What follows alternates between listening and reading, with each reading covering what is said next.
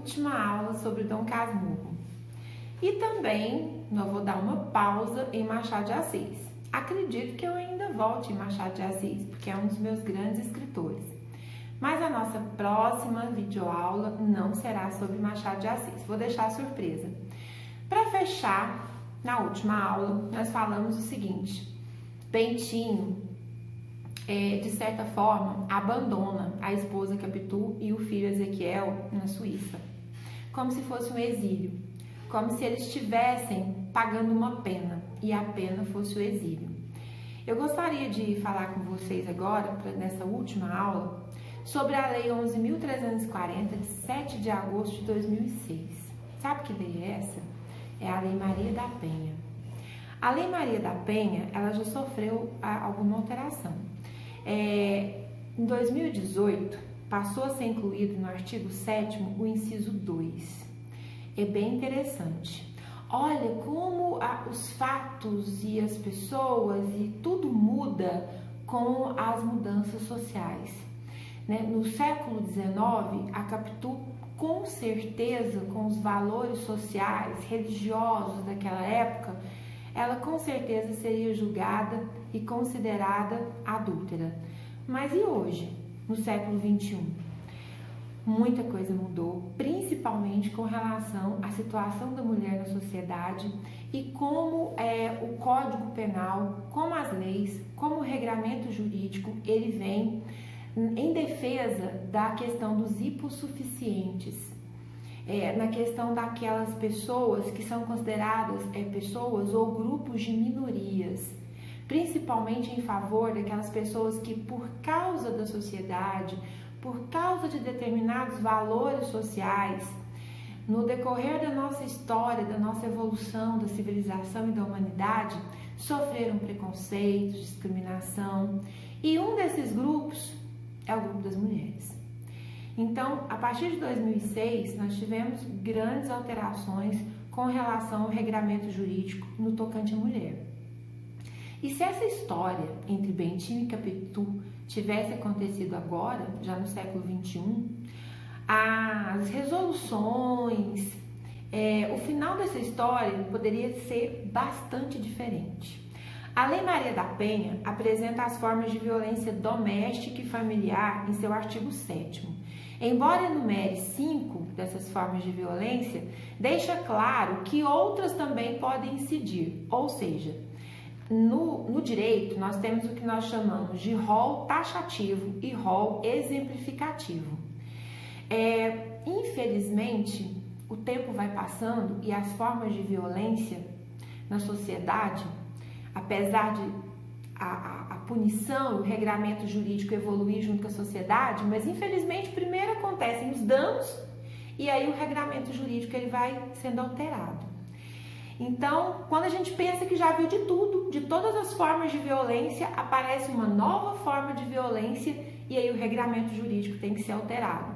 Por isso que em alguns regramentos jurídicos, como por exemplo no Código Penal, algumas partes nós não temos rol taxativo. O que é rol taxativo? Rol taxativo é quando eu já tenho lá os incisos e os artigos e aquilo ali não tem previsão de mutação.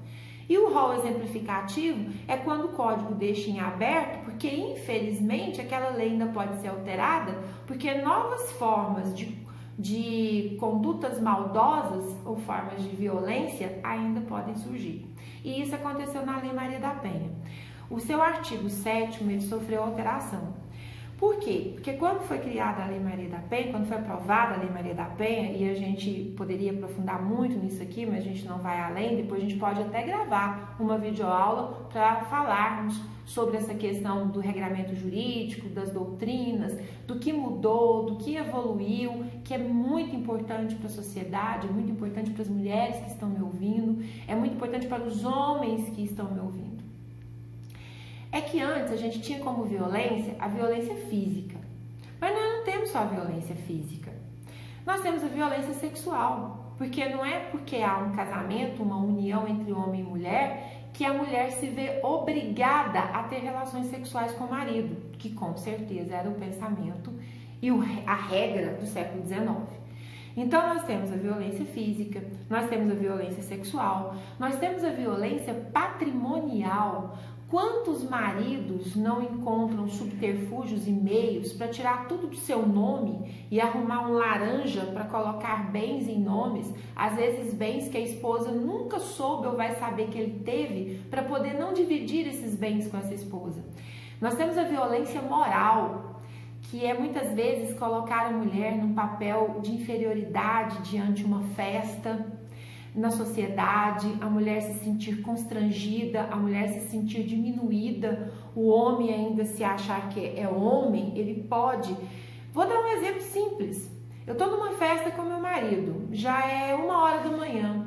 Por exemplo, eu acho que ele até está bebendo um pouco demais, eu já quero ir embora. E eu falo, vamos embora, meu amor? E ele diz, não, eu decido a hora de ir embora. Tipo assim, o carro é meu, eu dirijo, a chave está comigo e é eu que mando aqui. Isso é uma forma de violência moral, quando ele diz, quem diz a hora de ir embora sou eu. E a última que apareceu nesse rol é a violência psicológica. Pessoal, se a gente for acompanhar a história do Bentinho e da Capitu, se eu fosse o advogado de defesa da Capitu, eu iria inocentar a Capitu pela violência psicológica. Porque o tempo todo ciúmes, o ciúme da roupa, o ciúme dela conversar com as outras pessoas, dizer que ela gosta de aparecer porque ela se veste bem, porque ela é elegante, porque ela quis estudar mais para poder saber dialogar mais naquela sociedade tão masculina. Depois dizer que ela teve um caso com um amigo, depois deixar indícios de que aquele filho não é dele, ciúme do vizinho, ciúme de uma música, ciúme de uma valsa, ciúme de uma dança, ciúme de tudo. Isso é ou não é uma violência psicológica? E dentro da violência psicológica eu vou ler detalhes para vocês. A violência psicológica é entendida como qualquer conduta que cause dano emocional e diminuição da autoestima ou que prejudique e perturbe o pleno desenvolvimento ou que vise degradar ou controlar ações, comportamentos, crenças e decisões mediante ameaça, constrangimento, humilhação, manipulação e isolamento. Eu queria chegar aqui, no isolamento. O que o Bentinho faz com a Capitu e o filho, levando-os para a Suíça e visitou 1, 2 vezes, depois nunca mais voltou? O que é isso? Isso é isolamento. Ele os renegou, ele os abandonou. Um dia chega uma carta dizendo que Capitu está morta. Capitu morreu. Bentinho não se dá o trabalho de contar pra gente nem de quê. Então, assim, eu não quero nem saber. Chegou uma carta, Capitu morta. Nós vamos ler o livro e não vamos saber de quê. Certo? Isso é o quê? Isso é o abandono. Isso é isolamento, o distanciamento, o exílio. Isso é Maria da Penha, artigo 7º, inciso 2. Acusação aqui, violência psicológica, o isolamento e o abandono. Por várias vezes no livro, Bentinho escreveu, Capitu ria alto, falava alto, como se me avisasse. Eu continuava surdo, a sós comigo e o meu desprezo.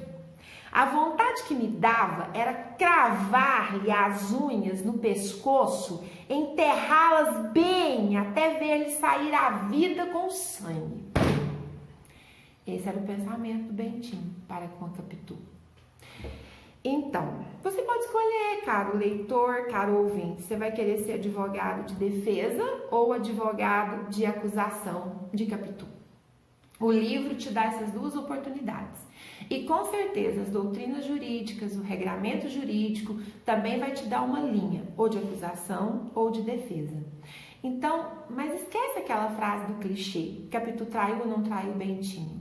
Eu quero que vocês gravem o seguinte, Machado de Assis é um escritor brasileiro do século XIX que nasceu pobre, que conseguiu estudar porque se esforçou ao máximo, porque pesquisou, porque leu bastante, porque sempre estudou e hoje, no século XXI, ele é equiparado a um William Shakespeare, a um Gustave Flaubert, a um Victor Hugo, a um Eça de Queiroz, com grandes personagens que em nada perde para personagens que nós temos desses grandes escritores e clássicos internacionais da literatura universal.